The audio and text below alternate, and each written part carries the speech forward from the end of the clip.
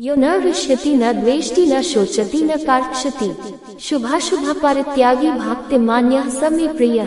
अर्थात जो न कभी हर्षित होता है, न द्वेष करता है, न शोक मनाता है, न कामना करता है तथा जो शुभ और अशुभ कर्मों का त्यागी है, ऐसा भक्ति युक्त पुरुष भगवान श्री कृष्ण को प्रिय है।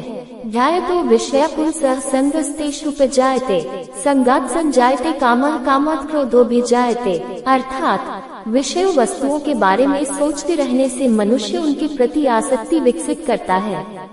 इससे उनमें कामना यानी इच्छा पैदा होती है और कामनाओं को रोका जाता है तो क्रोध आता है। न हि कश्चित् क्षणमपि जातु तिष्ठत्य कर्मकृत् कार्यते ह्यवशः कर्म सर्वः प्रकृति जय गुणः। अर्थात कोई भी मनुष्य किसी भी काल में थोड़े वक्त के लिए भी कर्म किए बिना नहीं रह सकता, क्योंकि प्रकृति की रचना अनुसार प्रत्येक मनुष्य हर क्षण में कर्म करने के लिए बाध्य होता है। लभन्ते ब्रह्मनिर्वाणमृषयः क्षीणकल्मषाः छिन्नद्वैधा यतात्मानः सर्वभूतहिते रताः। अर्थात जिनके सब पाप नष्ट हो गए हैं, जिनके सब संशय ज्ञान द्वारा निवृत्त हो गए हैं, जो प्राणियों के हित में सोचता है और जिनका जीता हुआ मन निश्चल भाव से परमात्मा में स्थित है, वह ब्रह्मवेत्ता पुरुष शांत ब्रह्म को पाते हैं।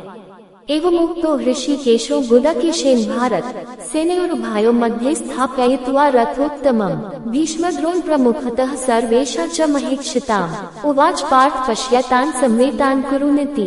अर्थात हे धृतराष्ट्र, संजय ने कहा, अर्जुन ने बताया कि महाराज श्री कृष्ण ने दोनों सेनाओं के बीच में भीष्म और द्रोणाचार्य के सामने और सभी राजाओं के सामने उत्तम रथ खड़ा कर कहा, हे पार्थ, युद्ध के लिए जुटे हुए इन कौरवों को देखो।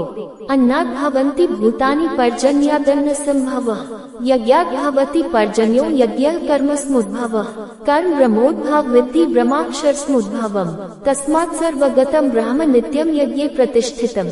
अर्थात भोजन से प्राणी उत्पन्न होते हैं और वर्षा से भोजन उत्पन्न होता है। बलिदान से वर्षा होती है और बलिदान कर्म का स्रोत है। जानने की कर्म परम सत्य का उत्पाद है और यह ब्रह्म अक्षर का उत्पाद है। इसलिए सर्वज्ञ परम सत्य यज्ञ में शाश्वत रूप से स्थापित है। प्रिय दर्शकों, मेरे चैनल को सब्सक्राइब करना ना भूलिए। जय श्री कृष्ण।